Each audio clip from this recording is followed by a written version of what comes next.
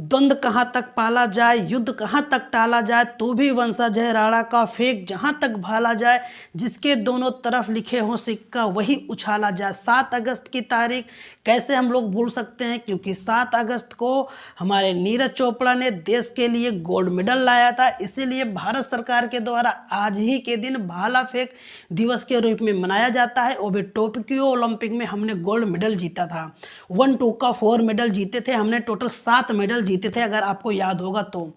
जी हाँ, आप लोग कैसे हो? आई होप आप लोग अच्छे होंगे, मस्त होंगे, ज़बरदस्त होंगे, अपनी पढ़ाई में अस्त व्यस्त होंगे। जी हाँ, आज हम एक ऐसे टॉपिक के बारे में चर्चा करेंगे जो इस समय पेपर की सुर्खियों, न्यूज़ चैनल और सोशल मीडिया पर है। शायद आपको कुछ अंदाज़ा लग रहा होगा, हम बात करने वाले हैं बांग्लादेश के बारे में। बांग्लादेश में ऐसा क्या हुआ जिसके कारण वहाँ के प्रधानमंत्री शेख हसीना जी को अपना देश छोड़कर भारत में आना पड़ा?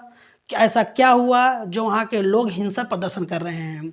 अगर सोचिए, अगर किसी एक देश के प्रधानमंत्री अपना देश छोड़कर भागते हैं, उस देश की क्या स्थिति होने वाली है। सेम ऐसा कंडीशन बांग्लादेश में हुआ। आपको पता होगा कि भारत की सबसे लंबी बाउंड्री अब बांग्लादेश से लगती है, 40.6 की बाउंड्री लगती है। और आपको पता होगा कि बांग्लादेश में इस समय आफा-तफही मची हुई है। इसका कारण क्या है? आरक्षण नीति को लेकर स्टूडेंटों ने धावक बोल दिया है। जी हाँ, आपने सही सुना, आरक्षण नीति।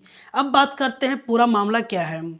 जब 1971 में जब बांग्लादेश आज़ाद हुआ तो वहाँ की एक आरक्षण नीति में बताया गया है कि इस देश को स्वतंत्र कराने में जितने भी लोग लगे थे, जितनी भी व्यक्ति थे, उनको 30% का आरक्षण दिया जाएगा। 1971 की बात है। अब वो आरक्षण इस समय बांग्लादेश में लागू हो गया था।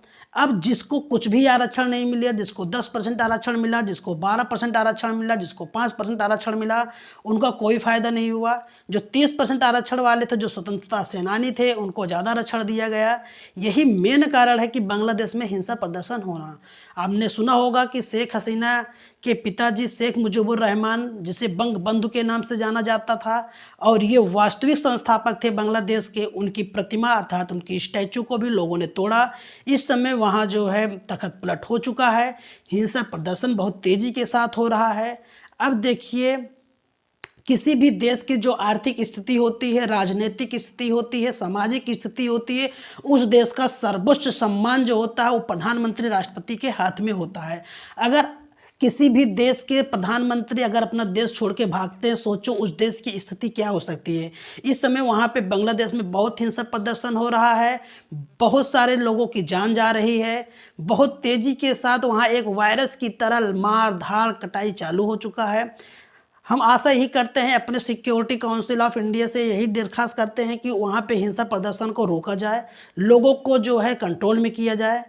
नहीं तो भयानक स्थिति है, क्योंकि जब दो देश आपस में लड़ते हैं उनका इफेक्ट एक पड़ोसी देश पर भी पड़ता है।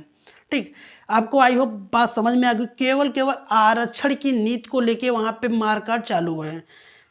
कम बातों में, कम समय में आपको जानकारी मिल गई होगी।